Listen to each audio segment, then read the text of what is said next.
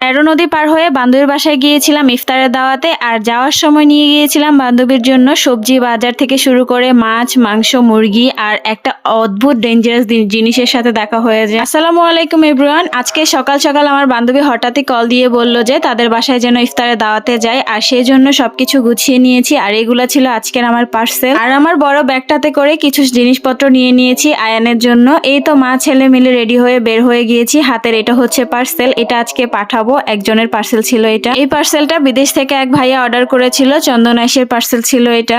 তারপর এই তো স্টেট ফার্স্টের অফিসে চলে এসেছি, পার্সেলটা দিয়ে দেবো এখানে এন্ট্রি করে, তারপর দিয়ে দিব। সবসময় ডেলিভারি ম্যান গিয়ে পিক আপ করে নেয়, কিন্তু আজকে আমি এসেছি। তারপর এখানে এসেছি মুরগি নেওয়ার জন্য। মুদি বাজারের পাশেই ছিল এই মুরগির দোকানটা, এটা থেকে মুরগি নিয়েছিলাম। তারপরে অল্প স্বল্প মুদি বাজারও নেওয়া হয়েছিল, আলু থেকে শুরু করে আর অনেক কিছু মুরগি নেওয়া হয়ে গিয়েছে। এবার গিয়েছিলাম মাছ নেওয়ার জন্য, তেমন ভালো কোনো রকম মাছ দেখতেছিলাম না। তারপর আর একটু সামনের দিকে এগিয়ে যাচ্ছিলাম যদি কোনো ভালো মাছ পাই সেজন্য। তেলাপিয়া মাছ তো সবসময় সবাই খায়, সেজন্য একটু অন্যরকম মাছ নিতে চেয়েছিলাম। তবে আমাদের এখানে শনিবার আর মঙ্গলবার এই দুইটা বার ছাড়া তেমন একটা ভালো রকমের মাছ পাওয়া যায় না, কম বেশি। তবে সেদিন বাজারে অনেকগুলা চিংড়ি মাছের আইটেম ছিল, অনেক রকমেরই চিংড়ি মাছ ছিল। এইদিকে আবার বড় বড় পুকুরের মাছ ছিল, রুই মাছ নাকি গ্লাস কাপ জানি না আমি এগুলা। তারপর অনেক বড় বড় সিলভার কাপ মাছও ছিল। ভাবছিলাম এখান থেকে একটা বড় মাছ নিব, তবে বান্ধবীকে কল দিয়ে জিজ্ঞেস করার পরে সে বলেছে এগুলো নেওয়া লাগবে না। তারপর তার জন্য আমি অল্প করে চিংড়ি মাছ নিয়ে নিই, তারপরে চলে যাই সবজি বাজারে। আমার বান্ধবীর বাড়ি যেহেতু অনেক বেশি দূরে, তাই তার জন্য যদি নাস্তা না নিয়ে এই ধরনের বাজারগুলো নিয়ে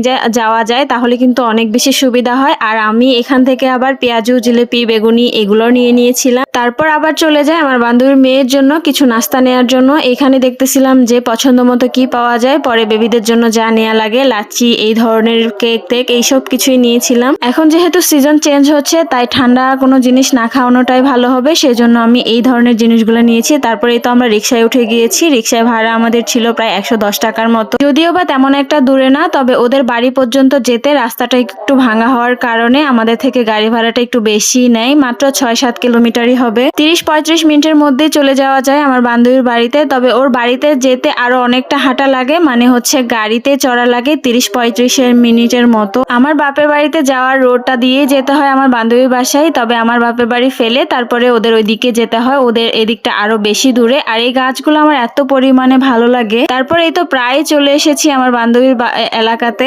আর এটা ছিল মাতামুহুরী নদীর দৃশ্য। এই যে দুই পারে তামাক চাষ, ধান চাষ, এই সব কিছু করে ভরিয়ে রেখেছে কৃষকরা। আমাদের এদিকে যখন পানি কম থাকে তখন ঠিক এইভাবেই করা হয়। আমি সবসময় আমার বান্ধবীর বাড়িতে যেতে 13 নদী পার হইতে হয় বলি, কারণ ওদের এখানে যেতে হইলে একটা ঝিরিকে 13 বার করে পার হইতে হয়। ওদের বাসায় যেতে হইলে জুতা নিয়ে সরাসরি